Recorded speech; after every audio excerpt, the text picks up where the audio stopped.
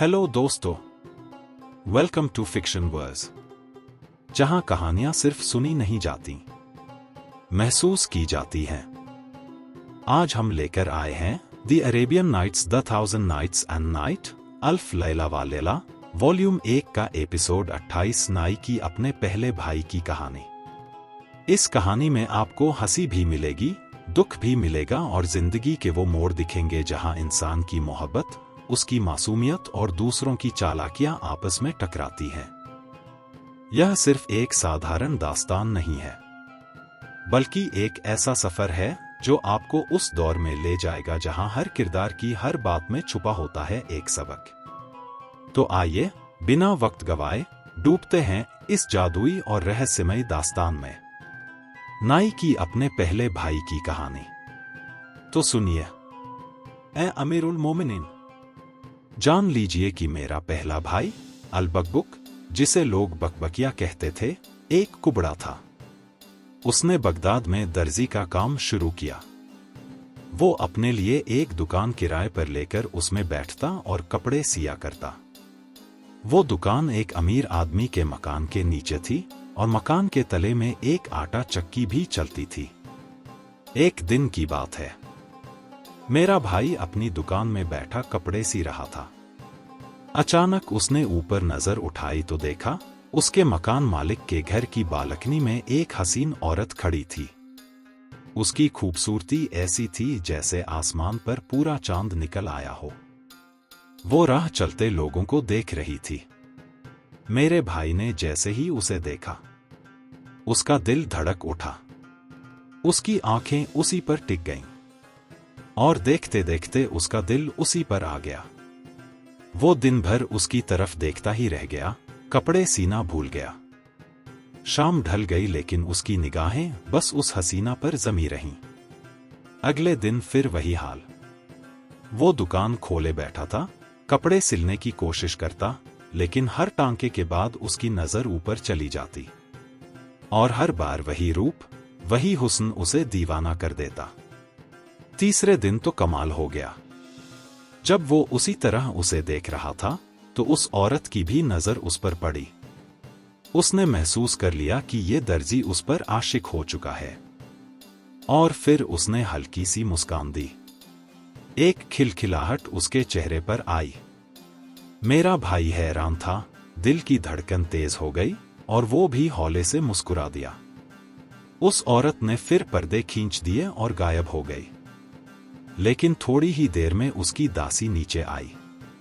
उसके हाथ में एक रेशमी लाल कपड़े का टुकड़ा था जिस पर फूल बने थे।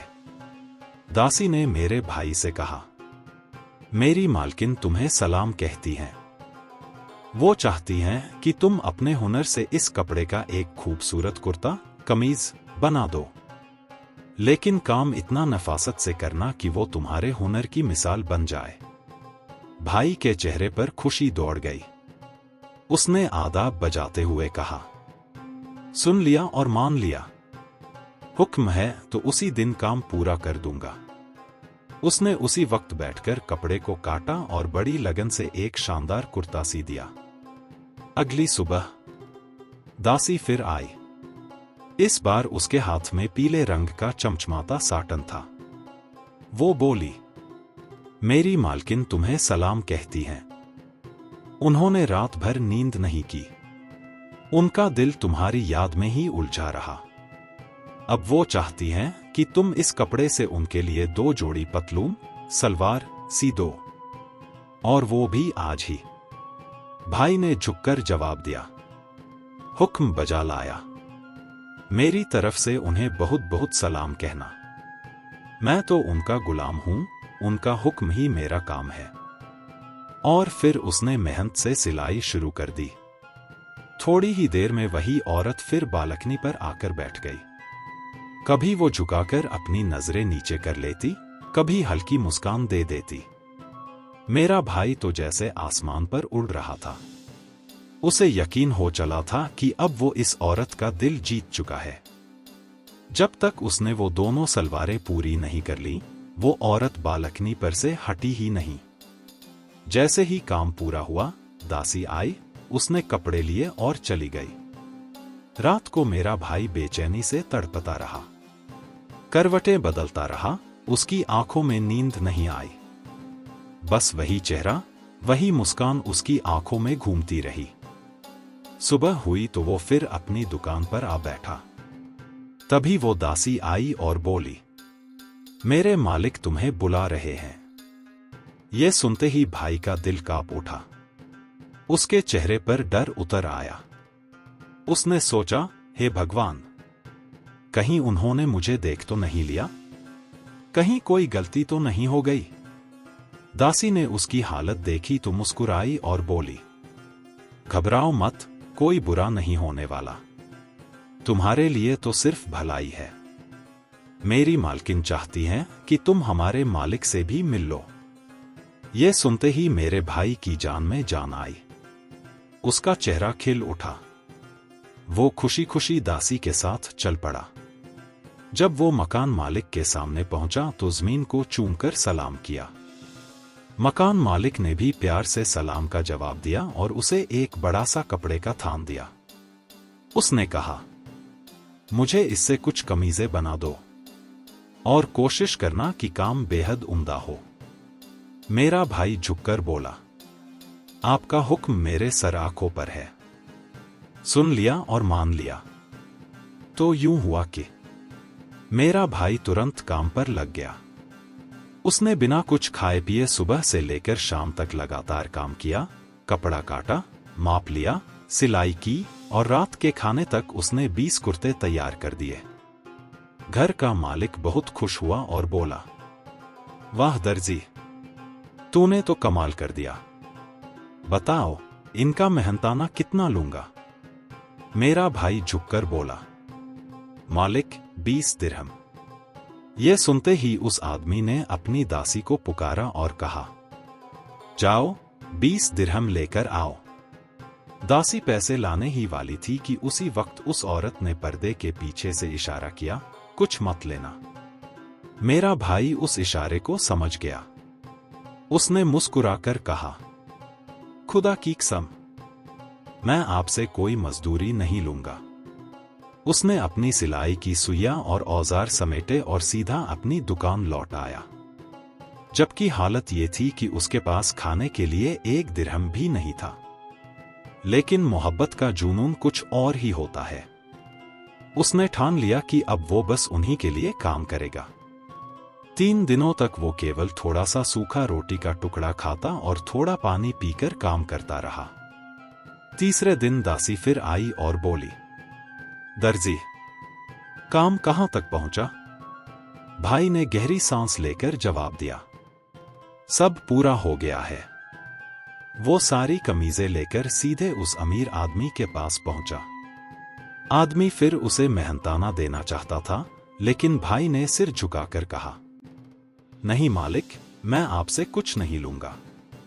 असल में उसे डर था कि कहीं उस हसीना का इशारा कुछ और न हो, और यही सोचकर उसने फिर पैसे लेने से इनकार कर दिया। उस रात भूख से उसकी जान हलक में अटकी रही। करवटें बदलते बदलते पूरी रात गुजरी, लेकिन आंखों में नींद न आई। पर उसे क्या पता था कि वो औरत सब कुछ अपने शौहर को बता चुकी थी, और दोनों मिलकर उसका मजाक उड़ाने और उसे मुफ्त का दर्जी बनाने का इरादा कर चुके थे। अगली सुबह दासी फिर आई और बोली, आओ दर्जी, मेरे मालिक तुम्हें बुला रहे हैं। भाई चला गया। आदमी ने उसे देखते ही कहा, मुझे 5 लंबे बाजुओं वाले जामे चाहिए, काट छांट कर अच्छा सा बना देना। भाई ने झुककर कहा, आपका हुक्म मेरे सर आंखों पर है। वो कपड़े लेकर दुकान पहुंचा और बड़ी मेहनत से उन्हें सी दिया। जब काम पूरा हुआ तो फिर उन लोगों के घर पहुंचा। मालिक ने उसके हुनर की खूब तारीफ की और चांदी से भरी एक थैली उसकी तरफ बढ़ाई। भाई का हाथ आगे बढ़ ही रहा था कि पीछे से वही औरत खिड़की से इशारा कर गई, कुछ मत लेना। भाई ने तुरंत हाथ खींच लिया और बोला, मालिक, कोई जल्दी नहीं है, वक्त आने पर हिसाब हो जाएगा। वो वहां से बाहर आया तो उसकी हालत गधे से भी बदतर थी। कंधे झुके हुए, चेहरा उदास। सच कहूं तो 5 चीजें एक साथ उस पर टूटी हुई थीं: इश्क, गरीबी, भूख, नंगापन और मेहनत का बोझ। फिर भी दिल में एक उम्मीद बाकी थी, शायद कभी वो औरत उसे अपना लेगी। जब उसने उनके लिए हर काम पूरा कर दिया तो उन्होंने उस पर एक और चाल चली। उन्होंने अपने घर की दासी का निकाह मेरे भाई से कर दिया। भाई का दिल खिल उठा। उसने सोचा, अब तो मेरी जिंदगी संवर गई। लेकिन निकाह की रात जब वो दासी के पास जाने ही वाला था तो उन्होंने कहा, आज की रात तुम चक्की में ही सो जाओ, कल सब ठीक हो जाएगा। भाई ने सोचा, शायद इसमें कोई भलाई छिपी हो, और मान गया। वो अकेला चक्की में जाकर लेट गया। पर असल में उस घर के मालिक ने चक्की वाले को पहले ही हुक्म दे रखा था, आज रात दर्जी को बैल बना देना और उससे चक्की चलवाना। आधी रात का वक्त था। चक्की वाला अंदर आया, हाथ में रस्सी लिए हुए। उसने कहा, हमारा बैल तो अब निकम्मा हो गया है, न काम करता है न चलता है, लेकिन हमारे पास बहुत अनाज पड़ा है जिसे सुबह तक पीसना ही होगा। अब चाहे जैसे भी हो, मैं आज रात तुझे ही बैल बना दूंगा। इतना कहकर उसने भाई की गर्दन में रस्सी डाल दी और बोला, चलो बैल, चक्की के चारों तरफ घूमना शुरू कर। फिर उसने कोड़ा उठाया और पीठ और पाव पर बरसाने लगा। भाई की हालत खराब हो गई। वो चीखता रहा, चिल्लाता रहा, आह, खुदा के लिए रहम करो। लेकिन वहां सुनने वाला कोई न था। पूरी रात उसे चक्की के चारों ओर घूम घूम कर गेहूं पीसना पड़ा। सुबह होने से पहले ही घर का मालिक भी आया। उसने देखा कि मेरा भाई रस्सी से बंधा है और चक्की वाला उसे बैल की तरह पीट रहा है, लेकिन वो कुछ बोले बिना वहां से चला गया। सुबह सुबह चक्की वाला भी अपने घर लौट गया। भाई अब तक रस्सी से बंधा पड़ा था, आधा मरा हुआ। थोड़ी देर बाद दासी आई।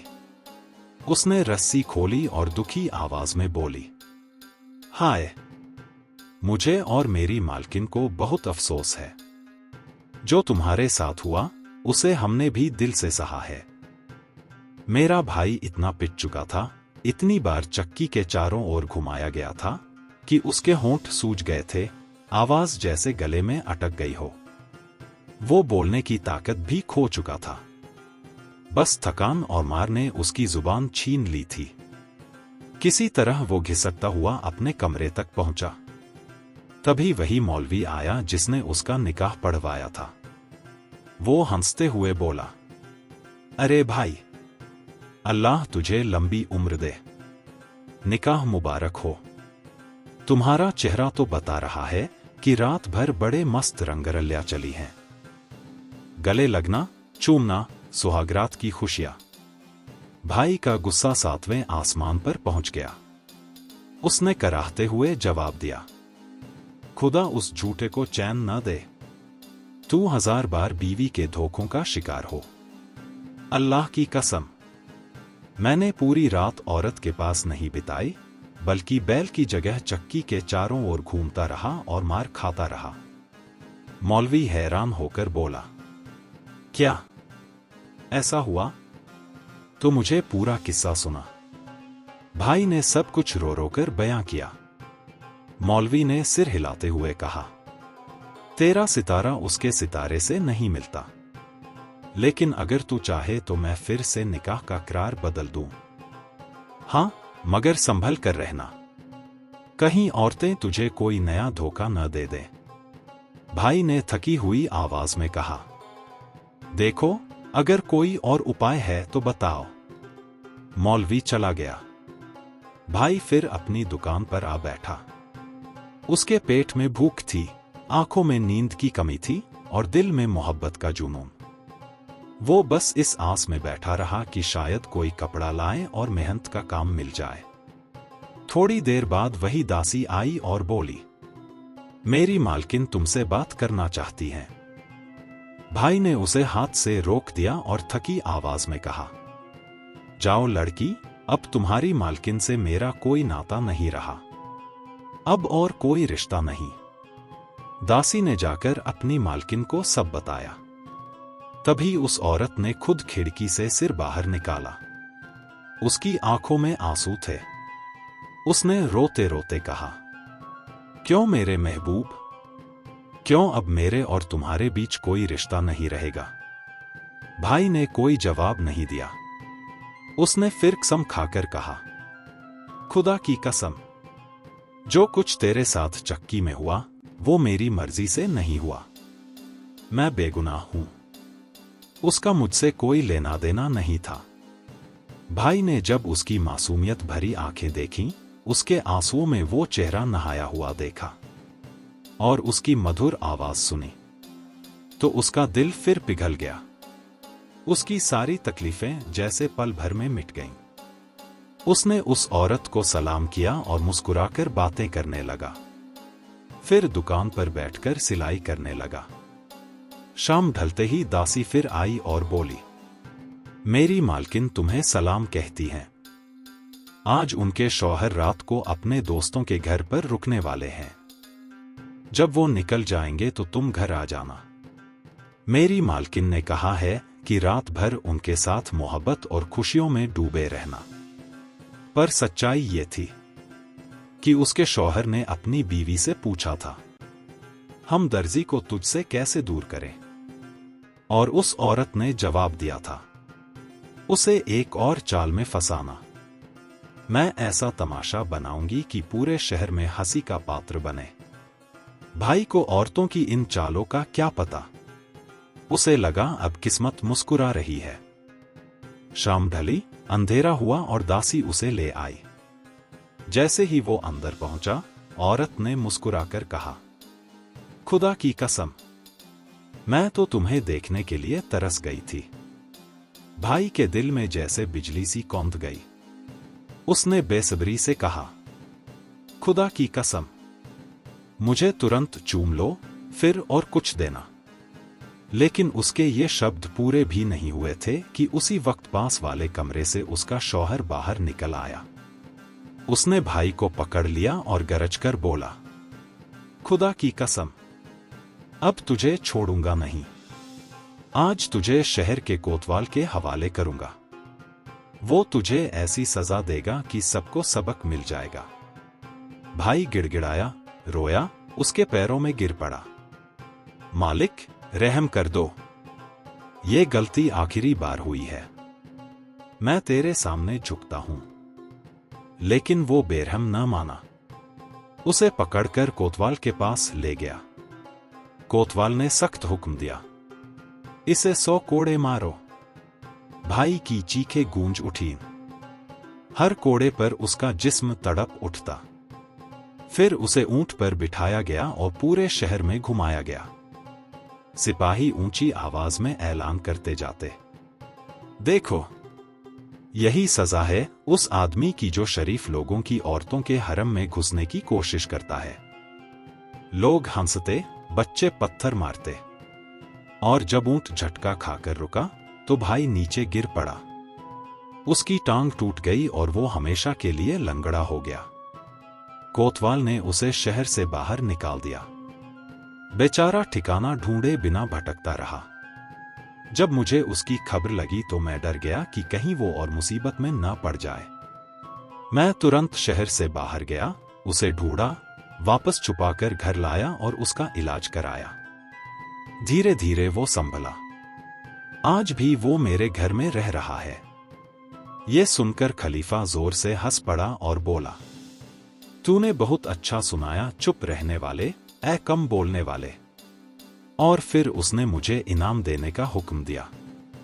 लेकिन मैंने कहा, ए खलीफा, मैं तब तक कोई इनाम नहीं लूंगा जब तक तुम्हें अपने बाकी भाइयों की कहानी भी न सुना दूं। और ये मत समझना कि मैं बेवजह लंबी बातें करता हूं। खलीफा ने कान लगाए और मेरी अगली दास्तान सुनने के लिए तैयार हो गया। दोस्तों, कैसी लगी आपको अरेबियन नाइट्स की ये दिलचस्प कहानी? क्या आपको भी लगा कि मोहब्बत इंसान को अंधा कर देती है और औरतों की चालें कभी कभी जिंदगी तबाह कर देती हैं? अगर आपको ये किस्सा पसंद आया तो वीडियो को लाइक करना मत भूलना। कमेंट करके बताइए आपको क्या लगता है, क्या दर्जी का कसूर था या वो सिर्फ मोहब्बत का शिकार हुआ? और हाँ, चैनल फिक्शन वर्स को सब्सक्राइब जरूर कर लें ताकि अगली दास्तान आप तक सबसे पहले पहुंचे। तो मिलते हैं अगली रहस्यमय रात में एक नई कहानी के साथ।